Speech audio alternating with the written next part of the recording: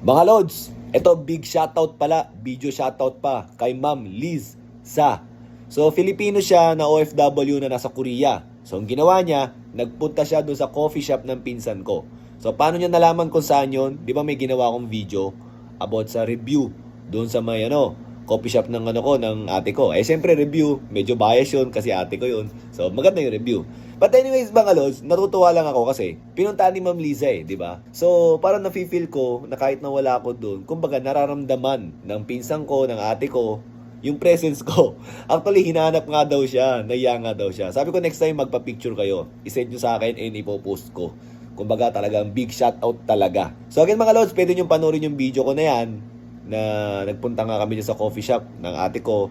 And ilalagay ko na rin dito yung address para malaman nyo kung paano pumunta dyan if ever man na napapanood nyo to and nandun kayo sa Korea. Okay? Sa mga lods, yun lang ha. Thank you!